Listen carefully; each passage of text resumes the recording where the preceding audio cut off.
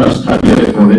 আমরা চাচ্ছি শিক্ষাঙ্গনের যে শিক্ষক মন্ডলী বা এটা আমরা বলবো যে যারা শিক্ষা প্রতিষ্ঠানের কমিটিতে থাকেন, এই দুটি সেক্টরের জন্য রাজনৈতিক প্রভাব মুক্ত থাকে।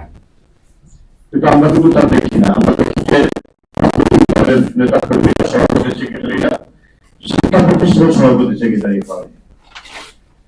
আবার আমি বিগত দিনে দেখেছি যে শিক্ষা প্রতিষ্ঠানের প্রধানরা নিজেদের 18 বছরের জন্য, ছাত্রছাত্রীর জন্য বিভিন্ন রাজনৈতিক দলের লিচু এবং পদ নেওয়ার জন্য বিভিন্ন তদবির করে থাকে।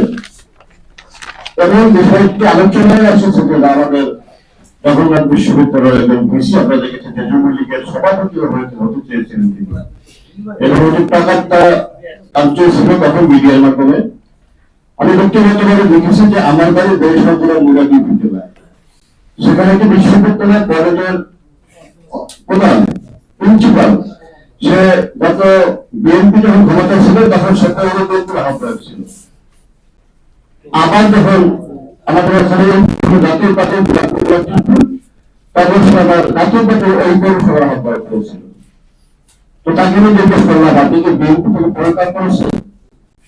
বলে না, তাকে বিএনপি থেকে পদত্যাগ না করে আবার এই পদটিকে রাখার জন্য জাতীয় পার্টির আহ্বায়ক করেছেন। মহিলা মাদ্রাসা, কারিগরি শিক্ষা প্রতিষ্ঠান, এই রাজনৈতিক প্রভাব দিয়ে অনেক কিছু সেখানে করেছে। আমরা ঢাকার খেলনা দেখেছি যে খেলবা বড় স্কুলের যে প্রধান শিক্ষক ছিলেন, আপনারা অনেকে তাকে চিনেন, তাকে আসলাম মাস্টার নাম, সে এখানে প্রধান শিক্ষক হওয়ার জন্য 3 নম্বর ওয়ার্ড আওয়ামী লীগের সাধারণ সম্পাদক ছিলেন তিনি।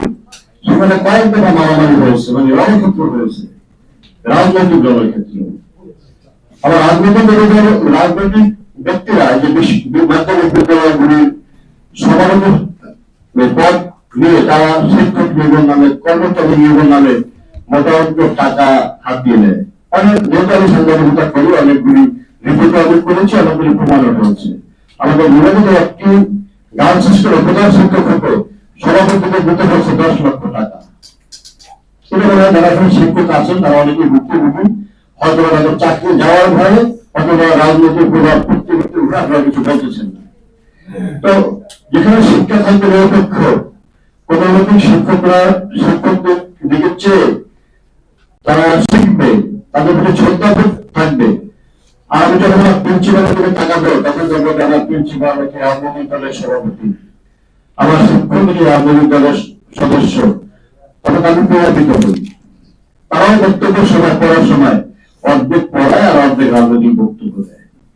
আমরা যদি সেখান থেকে সরে আসতে পারি, প্রধানমন্ত্রী অনেকটাই বলেছেন যে একজন খেলোয়াড় তার পরিচয় খেলোয়াড়, তারা তার রাজনৈতিক দলের সদস্য হবে কেন?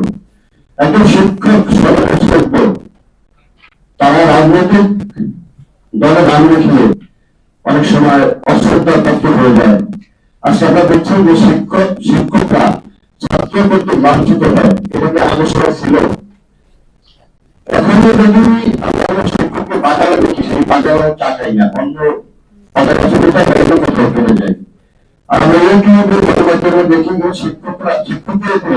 ছাত্ররা লাঞ্ছিত করে হাত তুলে, এটা আমাদের জন্য দুর্ভাগ্য।